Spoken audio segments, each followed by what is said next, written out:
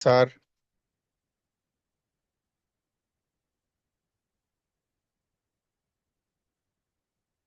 हाँ प्रांजल सुनाओ। नारायण नारायण। श्रम से ही पराधीनता है। चाहे वो वस्तु के द्वारा हो, व्यक्ति के द्वारा हो, परिस्थिति के द्वारा हो, उन सब में पराधीनता है। अपने आप को जानने में कोई पराधीनता नहीं है। कोई श्रम नहीं है। वस्तुओं को चाहने में पराधीनता है, पर मुझे कुछ नहीं, मेरा कुछ नहीं, मुझे कुछ नहीं चाहिए, इसमें पराधीनता नहीं है। संसार में पराधीनता है, भगवान में स्वाधीनता है। अप्राप्त की कामना नित्य प्राप्त से दूरी उत्पन्न कर देती है। आत्मा का कभी अभाव नहीं होता। तो जो मोक्ष सत्संग से प्राप्त होने वाली वस्तु है वो हमें प्राप्त है, पर हमने संसार की वस्तुओं को खुद पर इतना हावी कर रखा है कि इन्हें ही सच मानने लगे हैं। मोक्ष सत्संग इन सब से अपने आप को अलग कर लेना है, तो केवल एक ही तत्व रह जाता है। जब तक हम मैं बने रहते हैं कि मैं अनुभव करूंगा, तो तब तक हमें तत्व ज्ञान नहीं होगा। मेरा कुछ नहीं, मुझे कुछ नहीं चाहिए, ये दो बात मान लो तो मैं कुछ नहीं का अनुभव हो जाएगा। मेरा कुछ नहीं से ममता का त्याग, मुझे कुछ नहीं चाहिए से कामना का त्याग, और मैं कुछ नहीं, फिर एक ही तत्व शेष रह जाता है। नारायण नारायण नारायण नारायण।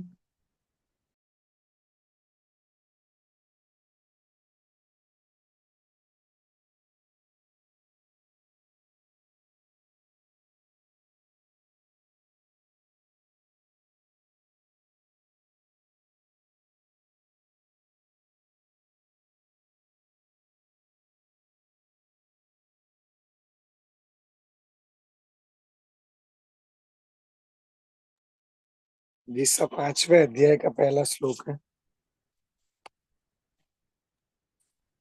हाँ आप पढ़िए। जी सर।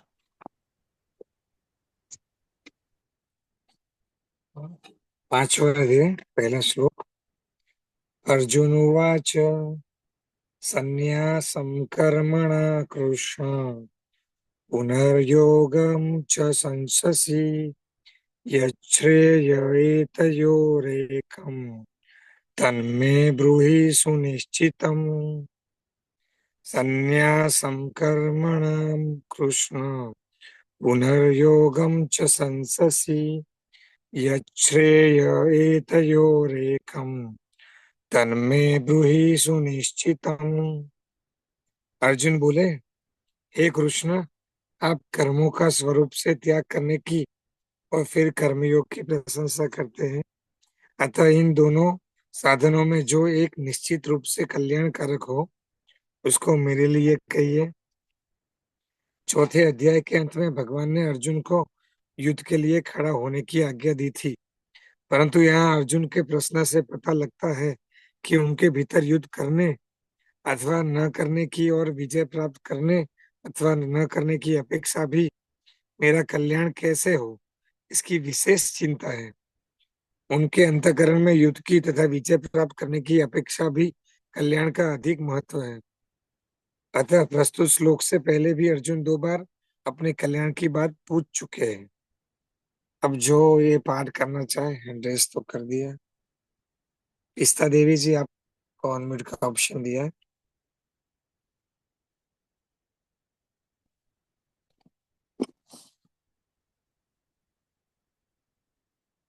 अनम्यूट का ऑप्शन दिया है पिस्ता देवी जी।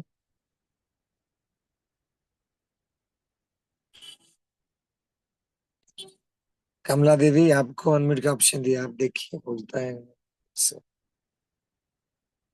नारायण नारायण। कान्हा को दीजिए, कान्हा को। ओम नमः। अतः पंचमोऽध्याय। अर्जुन वाच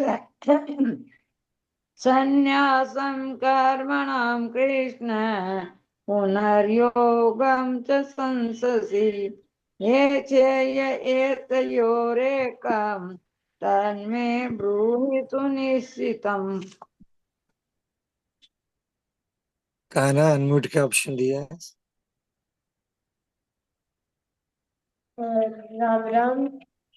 संन्यास्यं कर्माणं कृष्ण पुनर्योगं च शंस्यसि यच्छेतयोरेकं तन्मे ब्रूहि सुनिश्चितम्। एक मिनट ठहरियो थे, बंद करिए। राधे राधे जी, नारायण नारायण। पिस्ता देवी जी आपका हाँ बोल हाँ जी, सकते हैं नारायण आप, नारायण खाना नारायण। का थोड़ा सुधार करने हाँ, की आवश्यकता है जी साहब। नारायण नारायण। आज कहानी भी बोल हाँ, सकता हूँ क्या? नारायण नारायण नारायण नारायण। जी पिस्ता देवी आप वही पहले संन्यास, बोल लीजिए। हाँ, संन्यासं कर्मणा कृष्ण पुनर्योगं च संससि यथेयतोरेकं तनं मे ब्रूहि सुनिश्चितम्। सुनिश्चितम। हाँ, सुनिश्चितम्। सुनील दास जी आपको अनम्यूट का ऑप्शन दिया है। यहाँ पर हाँ, आप तन में न पूरा बोले, ये ठीक नहीं है। अच्छा, तन तन तन तन में यथेयतोरेकं। ऐसा नहीं है, ये न आता है तन में। हाँ, तन्मे ब्रूहि सुनिश्चितम्। ठीक है। राम राम महाराज जी। बराबर। अर्जुन उवाच संन्यासं कर्मणां कृष्ण पुनर्योगं च संससि यच्छ्रेयेतयोरेकं तन्मे ब्रूहि सुनिश्चितम्। हाँ ठीक है। प्रणाम महाराज। प्रणाम। सविता अरोड़ा जी आपको अनम्यूट का ऑप्शन दिया है। प्रणाम डॉक्टर साहब। अर्जुन उवाच सन्न्यासं कर्मणां कृष्ण पुनर्योगं च शंससि यच्छ्रेय एतयोरेकं तन्मे ब्रूहि सुनिश्चितम्। ठीक है। गायत्री गायत्री मुद्रा जी आपको अनम्यूट का ऑप्शन दिया है।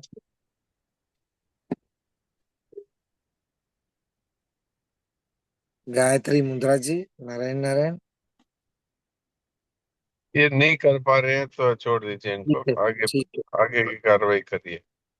ठीक है। आगे आज कहानी का वार है जी साहब। हाँ, कहानी रामनारायण जी को होस्ट बनाया हुआ है। राम नारायण जी आज की कहानी सुना दे, पहले शीर्षक बताने की कृपा करें।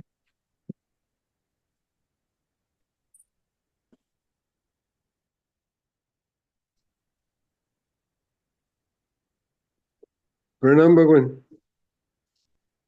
प्रणाम नारायण प्रणाम। कहानी का हेडिंग है बुरी संगति का फल। बुरी संगति का फल।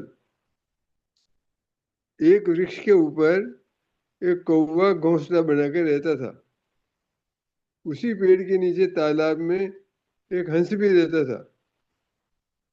कौवे ने एक दिन हंस से दोस्ती करने का विचार किया और मौका देखकर उसके सामने दोस्ती का प्रस्ताव रखा। हंस सज्जन स्वभाव का था, अतः उसने कौवे के प्रस्ताव को स्वीकार कर लिया। पेड़ पर तोता और मैना इस पर बातचीत करने लगे कि कौवा और हंस दो भिन्न जाति के हैं, अतः इनमें दोस्ती कैसे हो गई। इस पर तोता बोला, कुछ कुछ अंदर का राज भी हो सकता है। मैना बोली, बात तो सही लगती है, एक जलचर है एक थलचर है, पर दोस्ती तो दोस्ती होती है। एक पेड़ पर रहते हैं तो झगड़ा करने से अच्छा है दोस्ती कर लें। पर मन में संशय बना ही रहा। एक दिन की बात है, एक राहगीर उस वृक्ष के नीचे आया। वृक्ष छायादार और तालाब के नजदीक था तथा गर्मी का समय चल रहा था। थके हुए यात्री ने वृक्ष के नीचे बैठकर रोटी खाई और शीतल जल पिया। नींद लगी तो वहीं आराम करते हुए सो गया। परोपकारी हंस ने उस राहगीर के मुंह पर पड़ती हुई धूप को देखा तो पंख फैला करके उस राहगीर पर छाया करने लगा ताकि राहगीर के मुंह और शरीर पर धूप न लगे। यह देख ईर्ष्यालु कोए ने राहगीर के मुख पर आकर के बीट कर दी और काव काव करके उड़ गया। इससे राहगीर की नींद टूट गई और उसने ऊपर की ओर देखा तो वृक्ष की डाल पर हंस को बैठा पाया। उसने सोचा कि जरूर इस हंस ने मेरे मुंह में बीट करी है। उसने क्रोधित होकर के अपना धनुष बाण उठाया और तीर चला दिया। हंस तीर लगते ही धड़ाम से धरती पर आ गिरा। बेचारा हंस, जिसमें दूसरों की भलाई और अच्छाई करने का भाव था, उसे कौवे की गलत संगति का कारण अपने प्राण गंवाने पड़े। नारायण नारायण। प्रणाम महाराज जी। नारायण नारायण। तो ये देखिए कुसंगति का फल क्या हुआ। और किसी को कहानी अगर कहनी है तो कह सकते हैं।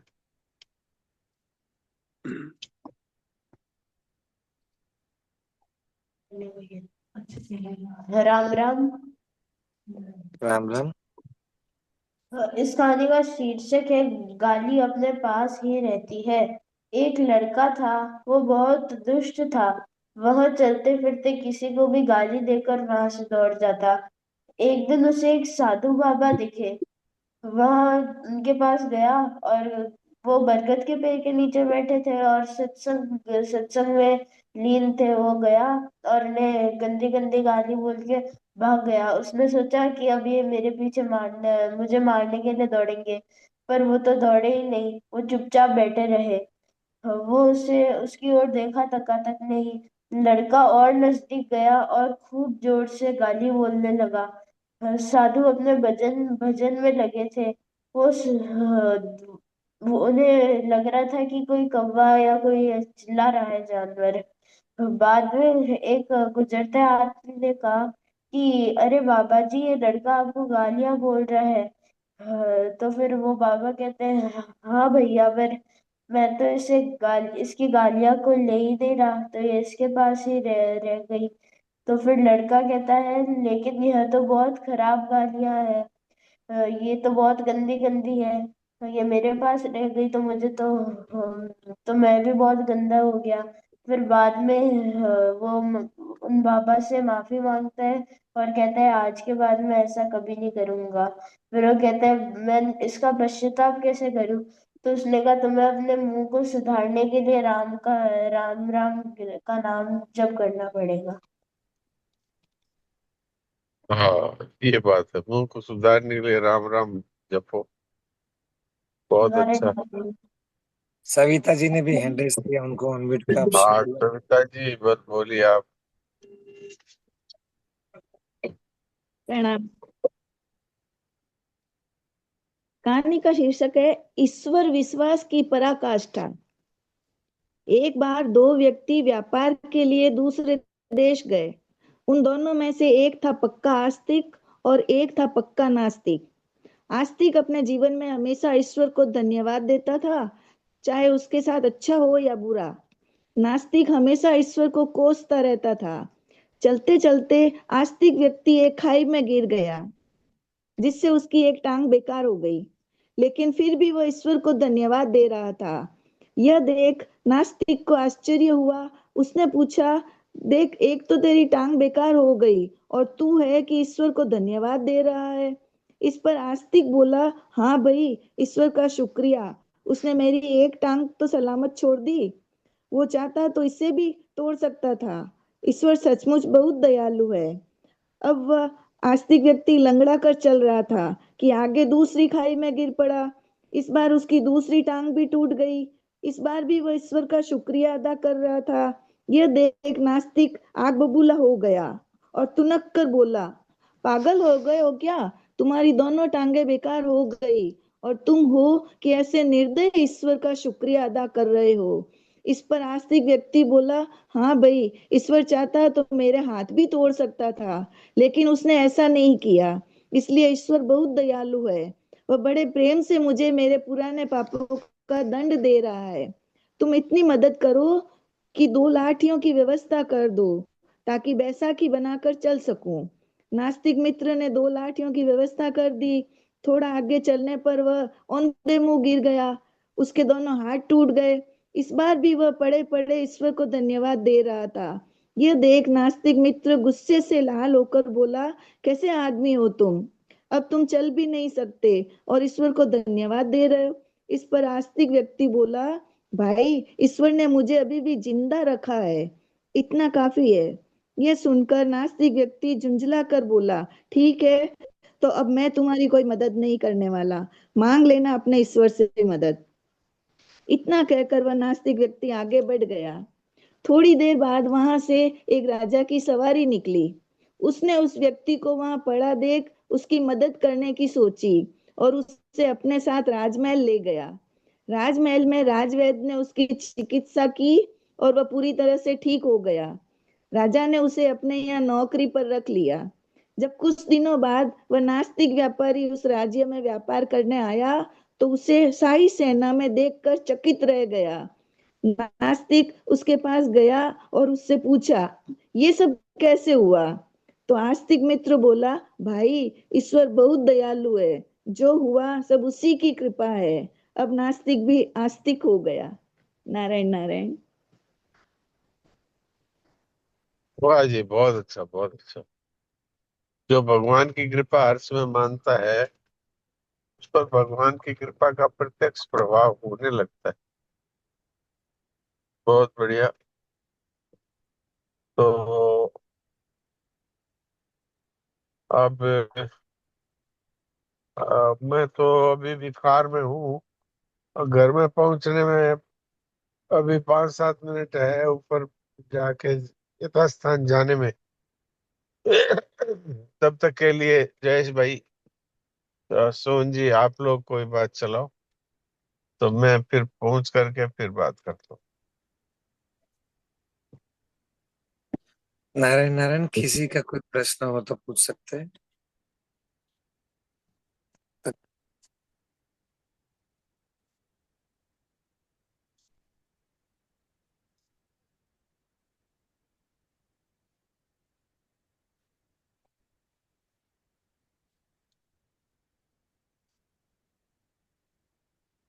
सुनील दास जी, अनम्यूट का ऑप्शन दिया है आपको।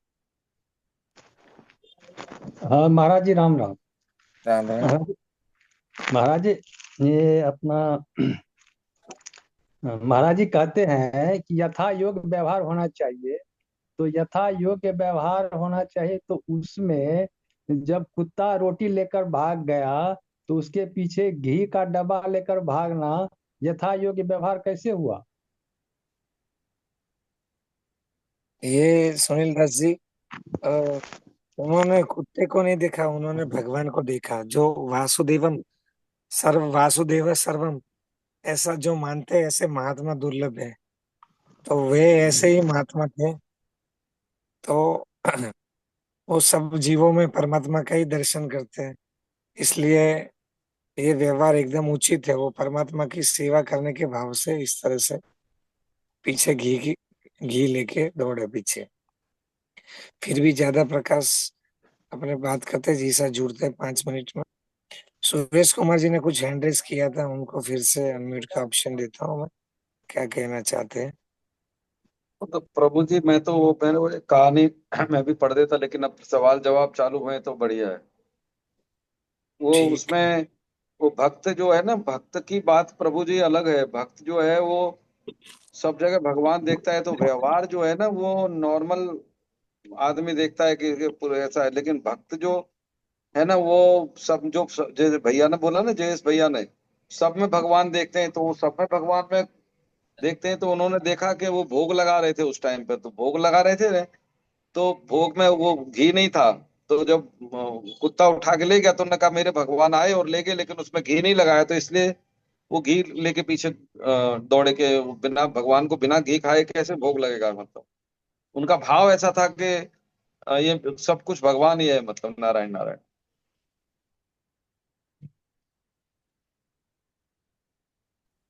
जो संत जन होते हैं सच में सच्चे संत, वो सच में सब में परमात्मा का ही दर्शन करते हैं। और यही भाव है, यही बात है सच्ची। इसको अपने भी धारण कर सकते हैं। सब में जो भगवान देखते हैं, सिया राम मैं देखे ही जगत के ही सन कर ही विरोध। फिर विरोध रहता ही नहीं। प्रभु का भाव से जो व्यवहार करता है, वो सब में प्रभु की सेवा जयेश के भाई, भाव इसमें से ही व्यवहार करेगा। इसमें जयेश भाई है ना, तो अलग अलग समय के, जैसे महाराज जी अपने प्रवचन में कहते हैं कि पुलिस वाला जैसे चोर आए चोरी करे तो उसको उसके जैसा व्यवहार करो, है ना। तो इसलिए उनका सवाल इसलिए ठीक है, सुनील जी का सवाल ठीक है। लेकिन भक्त की कितनी पराकाष्ठा है, कितना पहुंचे हुआ है, कितना उसकी मतलब भगवान के कितने समर्पित, कितना वो है, वो तो जो सबको, जिसमें सब कुछ भगवान है, तो फिर वो वहां कुत्ता उसको दिखता ही नहीं है प्रभु जी, उससे व्यवहार की बात ही नहीं है। वो तो वो है कि जो भी है मेरा भगवान है, और वो भूखा नहीं रह जाए, उसको कोई कमी नहीं रह जाए, मतलब वो थोड़ा सा भाव बहुत ऊंचा है प्रभु जी। ये एकनाथ जी महाराज के जीवन की भी घटना है ऐसी।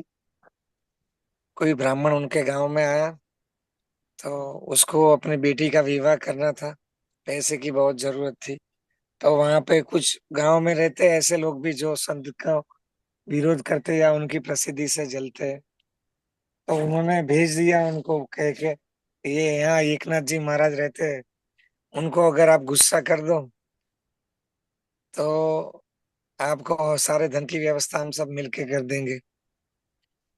तो वो ब्राह्मण बोला ठीक है। वो तो उसको पता नहीं इतना ज्यादा कि एकनाथ जी महाराज सच्चे संत है क्या है उसको, पर वो चला गया, उनके घर पे चला गया। तो फिर जाके ऐसे उनके पास अनाप शनाप बोलने लगा। फिर भी एकनाथ जी तो वो तो भगवान की लीला समझते हैं संत तो, और सबके हृदय में भगवत भाव से देखते हैं। उनकी दृष्टि ही अलग रहती है।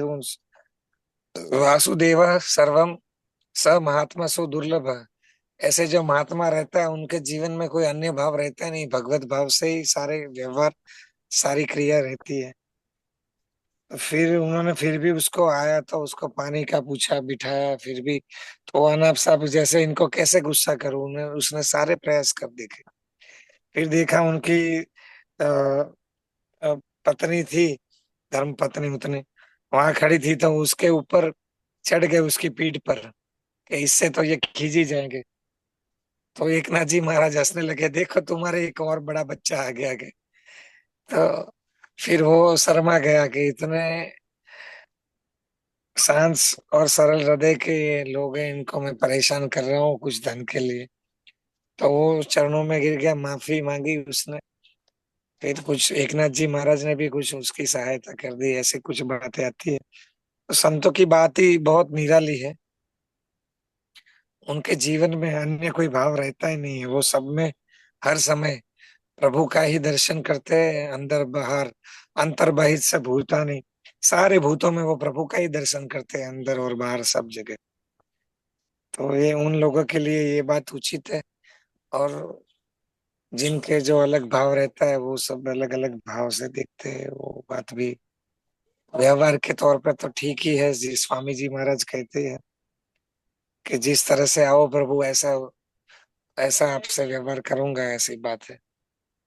तो इस पर इसमें एक सेठ जी की बात याद आई, नारायण नारायण, जी कि सेठ जी ऐसे कहते थे कि यदि कोई विधर्मी मेरी पत्नी पर कुछ ऐसा व्यवहार करे तो मैं उसका पूरा सामना करूं।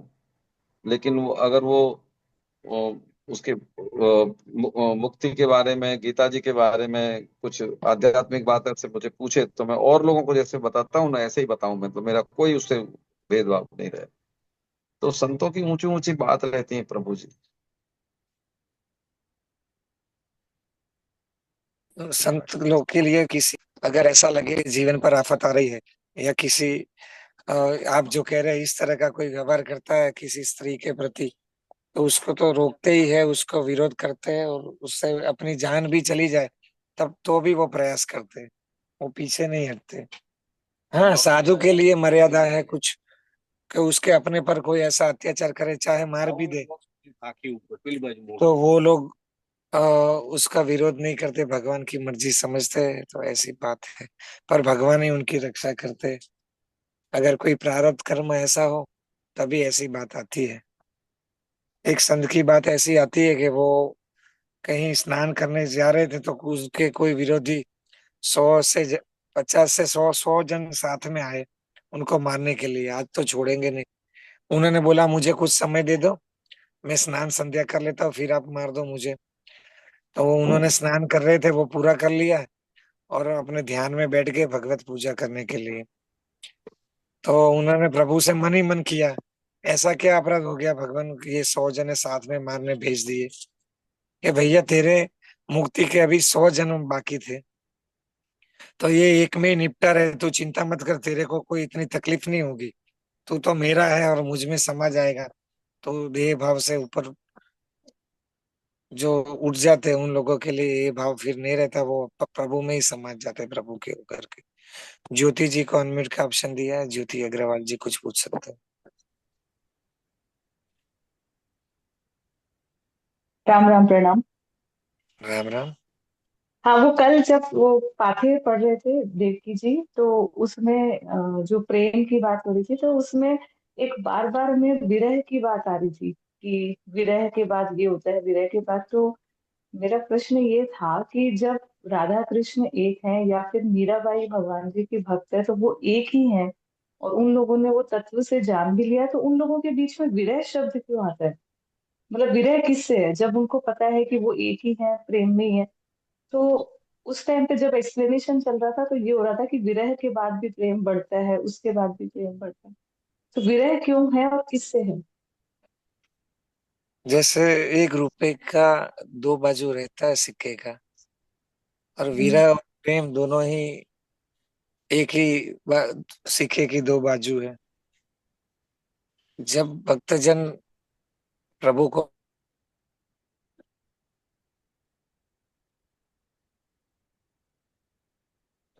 याद करते हैं, ये सामर्थ्य तो नहीं है मेरे को, जब ये याद करके, जब उसको याद करते हैं हृदय से, उसके याद में आंसू बहाते हैं, उसके एक ही होता है, पर ये एक लीला है प्रभु की, उसके याद में रोते हैं, तो एक विलक्षण उसका प्रभाव होता है। ये रोने में कोई दुख नहीं होता है, कोई पीड़ा नहीं होती है। प्रभु को याद करके जब रोते हैं, तो मुझे ऐसा अनुभव हुआ है, जो कुछ समझ में आया है संतों की वाणी से, कि जीवन के काफी सारे जो, जब साधक होता है वो साधन अवस्था में होता है, उसकी बात अलग है, और आप तो राधा जी की बात पूछ रही है, इसमें तो कोई प्रेमी जन होते सच्चे, वही कहने की सामर्थ्य रखते। पर भक्त के हृदय में जो कोई पीड़ा है या आगे के कोई पाप है, तो इस विरह से वो सब जल जाते हैं, और उसके हृदय में अपार शांति प्रकट हो जाती है। प्रभु ये शांति, परम शांति तो प्रभु का स्वरूप है, और ये यही प्रेम में परिणित हो जाता है। तो कक्कर पत्थर ठीकरी भाई आरसी मोए कहता है, उसको वो जहां देखता है उसको प्रभु के ही दर्शन होते हैं। वो अपने अंदर भी बाहर भी प्रभु के सिवा किसी और को नहीं देखता है, ऐसा भाव उसका बन जाता है, और इसी भाव में वो अपने आप का, अपना अहम प्रभु के चरणों में लीन हो जाता है, फिर वो तो रहता ही नहीं है। बस ये जिसा कहते हैं, फिर जब इंजन से ड्राइवर कूद गया, तो जितना उसमें ईंधन है उतना इंजन चलता है। तो ऐसे संतों के, ऐसे परम प्रेमी साधकों का, उनका जीवन ऐसा हो जाता है कि उनकी जगह वो रहते ही नहीं है, उनकी जगह भगवान ही रहते हैं। और अपने को तो दिखता है, व्यक्ति दिखता है, पर वो व्यक्तित्व तो कब का पूरा मर चुका होता है, वो प्रभु में लीन हो चुका होता है, और बाकी का जीवन उसका इसी प्रेम के आदान प्रदान में, जैसे व्यवहार में भी जब कोई किसी से प्रेम करता है, संसारिक में भी, वो प्रेम नहीं कह सकते उसको, तो वो तो मोह ही है। उसका भी प्रभाव ऐसा है कि क्षण क्षण उसकी याद आती है, काम करते हुए भी वो उसी का चेहरा, उसी की बातें उसको याद आती रहती है, और वो उसको याद करते करते खुश भी होता है, कभी ऐसा भी होता है काश वो मेरे पास होता है, काश ऐसा होता। तो ये सब ऐसी बातें हैं, और मिलते हैं तो वो आनंद ही होता है, और जब बिछड़कर फिर से मिलते हैं तो वो एक और नहीं, आनंद। तो प्रश्न यही है कि परमात्मा का योग नित्य है, भगवान हमारे ही है, हम में ही है, हमारे पास ही है, तो उनसे वियोग कैसा? मतलब मतलब मेरा कहने का मतलब है, विरह किसका किससे है? या तो भूली हो रही होगी वहां तो, कि आप याद नहीं कर रहे भगवान को, बाकी तो परमात्मा का जब हम रोज रोज यही पढ़ रहे हैं कि परमात्मा का योग ही नित्य है, बाकी सब अनित्य है, तो विरह या भूली या बिछड़ना या मिलना, ये किसका किससे हो रहे हैं? मतलब ये चीज थोड़ा सा कल जब आ रहा था ना कि विरह के बाद ये और पराकाष्ठा बढ़ जाती है, उसके बाद ये, हाँ हम ये मेरे कह सकते हैं कि परमात्मा के दर्शन का परमात्मा के दर्शन की लालसा तो जरूर हो सकती है कि उसको मिलना बोल रहे हैं, तो एक बात अलग हो गई कि वो दर्शन करना चाह रहे हैं। जैसे मीराबाई के संदर्भ में ये समझ में आती है कि वो जब उन्होंने लास्ट पद गाया था कि मिलनन बिछड़न मत करजू, मतलब वो उनसे परमानेंटली उनके साथ उनके अंदर रहना चाह रही थी, कि यद्यपि उनको तो बीच बीच में भगवान मिलते भी थे। तो जब हम लोग यही समझे कि परमात्मा का योग ही नित्य है, तो बस हमें उनसे भूली नहीं करनी है, लेकिन वो है तो हमारे ही, तो विरह क्यों होगा उनसे? भूली हो सकती है कि आप उनको याद नहीं कर रहे, बाकी विरह भगवान से कैसे हुआ? तो ये थोड़ा सा कल मेरे को जब पढ़ रहे थे तभी प्रश्न आ रहा था, तो आज समय था इसलिए पूछ लिया। तो अभी कुछ ही समय बहुत से बहुत बस धन्यवाद। बीबी जी सा कुछ कहना चाहे तो कहिए, मेरी तो नारायण नारायण। ये अभी तो संक्षेप में इतना कह सकते हैं कि ये जो दोनों का एकता का जो भाव है, ये तो है ज्ञान योग में, आत्मा और परमात्मा सदा एक ही है। और भक्ति में दो होते हुए भी एक है, एक होते हुए भी दो है, अर्थात राधा जी और कृष्ण जी स्वरूप से एक ही है, लेकिन लीला के लिए अभी दो है। तो दो होने के कारण से उनको प्रेम में इस तरह का होता है कि ये बिछड़ न जाए, ऐसा भय रहता है। तो मिलन में भी वियोग का भय है, और वियोग होता है तब फिर उनको मिलने की इच्छा होती है कि कब मिले कब मिले। इस तरह ये प्रेम का जो आदान प्रदान है, ये प्रेमियों के बीच में